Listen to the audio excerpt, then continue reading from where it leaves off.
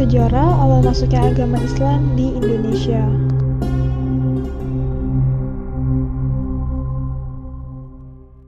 Sudah rahasia umum bahwa Indonesia dikenal sebagai negara dengan penduduk muslim terbesar di dunia.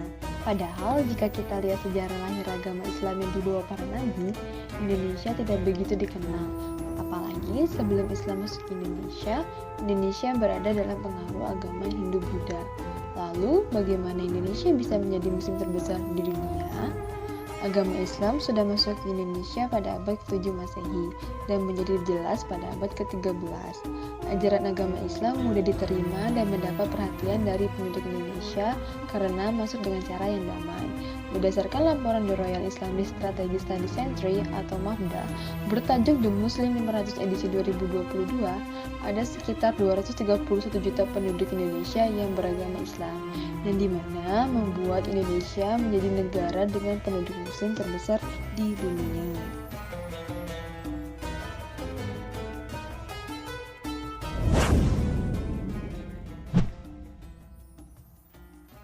Teori masuknya Islam ke Indonesia.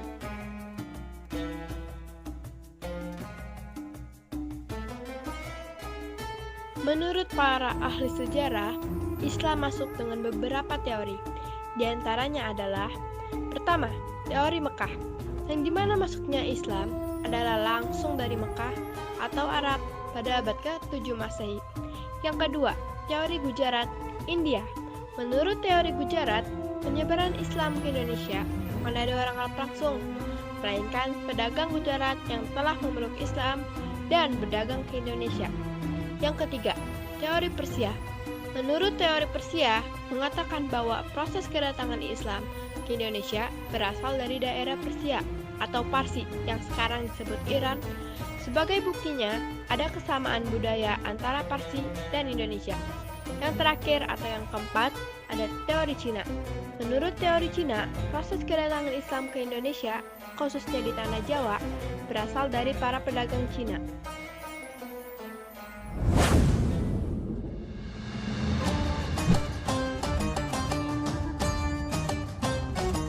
Penyebaran Islam di Indonesia. Seperti yang sudah dipelajari, agama Islam berkembang di Indonesia disebarkan oleh berbagai golongan, yakni para pedagang, mubalik, sufi, serta para wali. Para sufi dan mubalik menyebarkan agama Islam dengan beragam cara, antara lain perkawinan, perdagangan, pendidikan, serta hubungan sosial.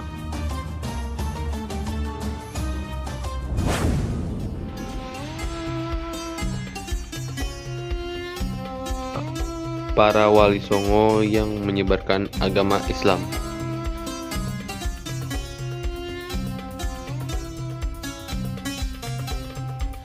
Pada dasarnya Sunan atau Wali Songo merupakan tokoh penyebar agama Islam, tepatnya di Indonesia. Anggota Wali Songo atau Sunan ini beranggotakan 9 orang, diantaranya ada Sunan Maulana, Sunan Ampel, Sunan Bonang, Sunan Giri, Sunan Derajat, Sunan Gunung Jati, Sunan Kudus, Sunan Kalijaga, dan Sunan Muria. 1. Sunan Maulana. Sunan Maulana Malik Ibrahim atau Syekh Maghribi merupakan salah seorang tokoh penyebar agama Islam pertama di tanah Jawa. Ia lahir pada tahun 1419 Masehi atau 822 Hijriah. Metode dakwah yang dilakukan adalah dengan metode dakwah melalui jalur perdagangan, metode dakwah melalui pendidikan pesantren. Sunan Maulana meninggal pada 18 April 1419. Ia dimakamkan di desa Gapuro Sukolilo. 2. Sunan Ampel. Sunan Ampel atau Raden Ahmad berkedudukan di Ampel, Surabaya. Sunan Ampel adalah salah satu wali songo yang menyebarkan Islam di Pulau Jawa.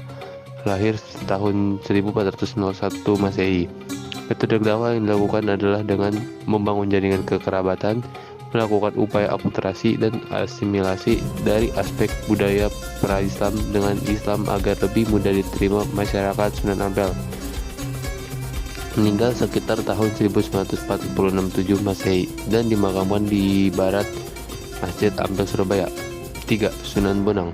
Sunan Bonang atau Raden Maulana Makdum Ibrahim, putra dari Raden Ahmad Sunan Ampel, tinggal di Bonang, dekat Tuban, lahir pada 1465 Masehi di Surabaya. Metode dakwah yang dilakukan adalah dengan melalui seni dan budaya, menggunakan alat musik gamelan untuk menarik simpati rakyat. Sunan Bonang wafat pada tahun 1525 Masehi.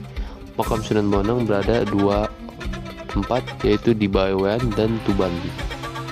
4. Sunan Giri. Sunan Giri atau Prabu Tatmata atau Sultan Abdul Fakih yang semula bernama Raden Paku, berkedudukan di Bukit Giri dekat Gresik. Lahir pada tahun 1442 Masehi. Metode dakwah yang dilakukan adalah dengan menggunakan seni tradisional Jawa, membuat lagu permainan anak seperti jelungan, jor, gula ganti, lir ilir, dan cublak suweng. Sunan Giri diketahui wafat pada tahun 1428 Saka di Desa Giri, Kebomas, Gresik. 5. Sunan Derajat. Sunan Derajat atau Syarifuddin berkedudukan di Derajat dekat Sedayu, Surabaya. Ia lahir pada tahun 1470 dan merupakan putra bungsu Sunan Ampel dengan Nyai Ageng Manila. Metode dakwah yang dilakukan adalah dengan pendidikan akhlak kepada masyarakat, mendidik masyarakat untuk memperhatikan kaum fakir miskin. Sunan Derajat wafat di Derajat pada tahun 1522. 6. Sunan Gunung Jati. Sunan Gunung Jati atau Syarif Hidayatullah atau Syekh Nurullah berasal dari Pasai, sebelah utara Aceh, yang berkedudukan di Gunung Jati, Cirebon. Ia lahir pada tahun 1448 di Kairo, Mesir.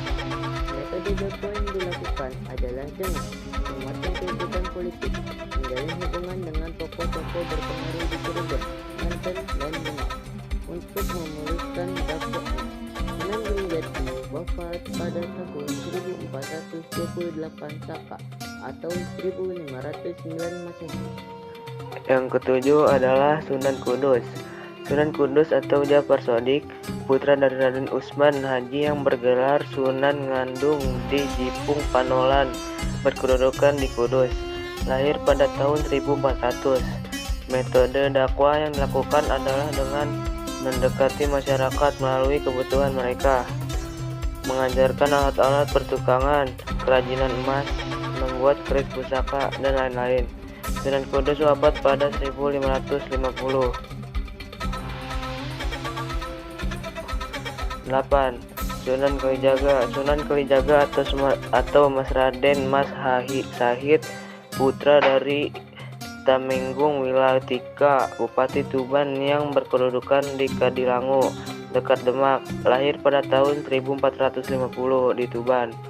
Metode dakwah yang dilakukan adalah dengan pendekatan seni dan budaya, menciptakan bentuk-bentuk wayang, piawai mandalang, dan lakon-lakon carangan. Sunan Kalijaga diperkirakan wafat pada tahun 1513. 9. Sunan Muria. Sunan Muria atau Raden Umar Said adalah putra dari Sunan Kalijaga, berkedudukan di Gunung Muria, Kudus. Ia lahir pada tahun 1450. Metode dakwah yang dilakukan adalah dengan melestarikan seni gamelan dan boneka, menciptakan beberapa lagu dan tembang untuk mempraktikkan ajaran Islam. Sunan Muria wafat pada tahun 1551.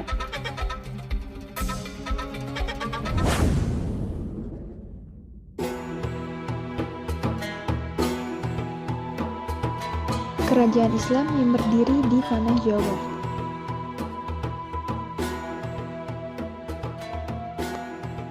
Selanjutnya adalah kerajaan-kerajaan Islam di Indonesia yang menjadi salah satu bukti bahwa Islam sudah ada sejak berabad-abad lalu. Yang pertama adalah Kerajaan Samudra Pasai. Kerajaan Samudra Pasai merupakan kerajaan Islam pertama yang terletak di pesisir timur. Kerajaan Samudra Pasai didirikan oleh Marah Sidu bergelar Sultan Malik Al-Soleh sebagai raja pertama yang memerintah pada tahun 1285 sampai 1297. Di masa pemerintahan Sultan Mahmud Malik Al-Zahir pada tahun 1326 sampai 1345, Kerajaan Samudra Pasai terkenal sebagai kerajaan dagang yang maju. Pada tahun 1521 Masehi, kerajaan ini ditaklukkan oleh Portugis. Kerajaan Samudra Pasai berakhir pada tahun 1524 Masehi. Yang kedua adalah Kerajaan Aceh. Kerajaan Aceh terletak di daerah yang sekarang dikenal dengan nama Kabupaten Aceh Besar. Sultan pertama yang memerintah dan sekaligus sebagai pendiri Kerajaan Aceh adalah Sultan Ali Mugayat Shah pada tahun 1514 sampai 1528 Masehi. Pada masa pemerintahan Iskandar Muda, Kerajaan Aceh mencapai puncak kekuasaannya. Tetapi sejak Sultan Iskandar Muda wafat, Aceh terus-menerus mengalami kemunduran. Yang ketiga adalah Kerajaan Demak. Kerajaan Demak terletak di Kabupaten Demak, Jawa Tengah. Kerajaan ini merupakan kerajaan Islam pertama dan terbesar di pesisir utara Jawa. Kerajaan Demak didirikan oleh Raden Patah pada tahun 1478. Kerajaan ini berkembang pesat hingga mencapai kejayaan di masa pemerintahan Sultan Trenggono pada tahun 1521 sampai 1546. Kekuasaan Kerajaan Demak berakhir pada tahun 1568.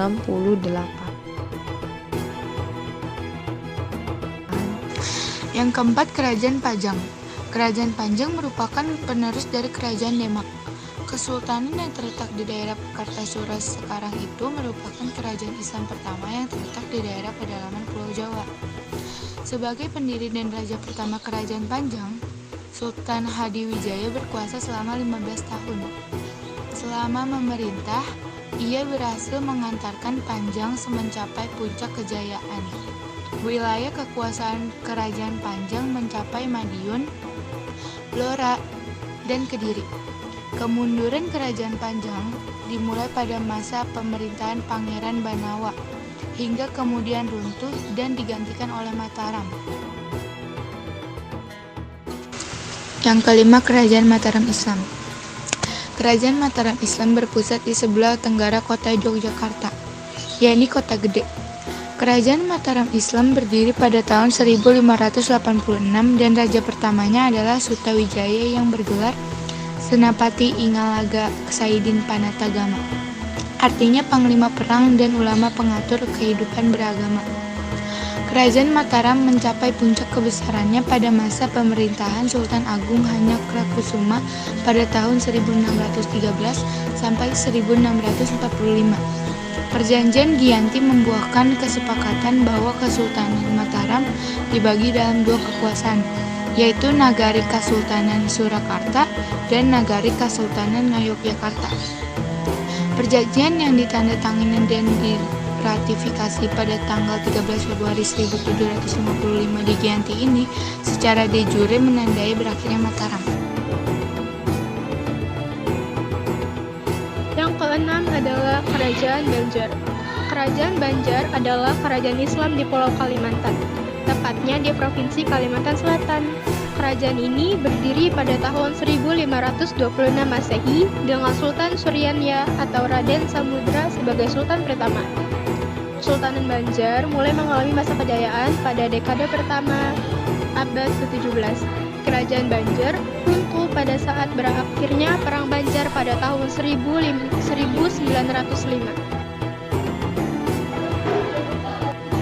Yang ketujuh adalah Kerajaan Goa Talo. Kerajaan Goa adalah salah satu kerajaan besar dan paling sukses yang terdapat di Sulawesi Selatan. Islamnya Raja Goa segera diikuti oleh rakyatnya. Kerajaan Goa dan Talo akhirnya dapat menguasai kerajaan-kerajaan lainnya. Setelah melewati masa kejayaan, Kerajaan Goa Talo mulai mengalami kemunduran. Faktor yang menyebabkan kehancurannya Kerajaan Goa Talo adalah politik adu domba yang dilakukan Belanda. Kala itu, Raja Bone, yakni Arupa-Laka, terpengaruh oleh adu domba Belanda untuk bersekutu dengan VOC menghancurkan Makassar.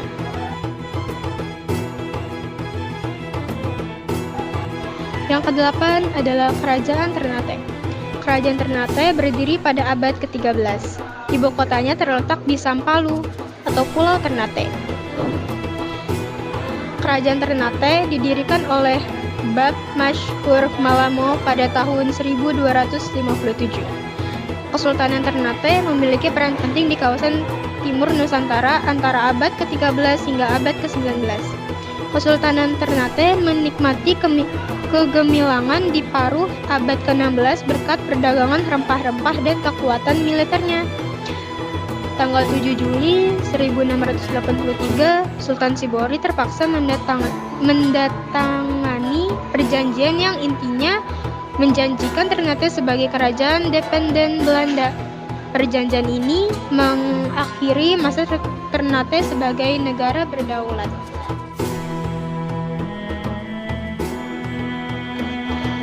Yang ke-9 adalah Kerajaan Tidore. Kerajaan Tidore adalah kerajaan Islam yang berpusat di wilayah kota Tidore, Maluku Utara. Kerajaan Tidore didirikan pada abad ke-11 oleh Syah Jati atau Muhammad Naqil yang merupakan saudara dari Mashkur Malamo, pendiri kerajaan Ternate. Awalnya kerajaan ini belum bercorak Islam. Sultan Nuku merupakan salah satu raja Tidore yang berhasil membawa kerajaan Tidore menuju puncak kejayaan, yaitu pada 1797 sampai 1805 Masehi.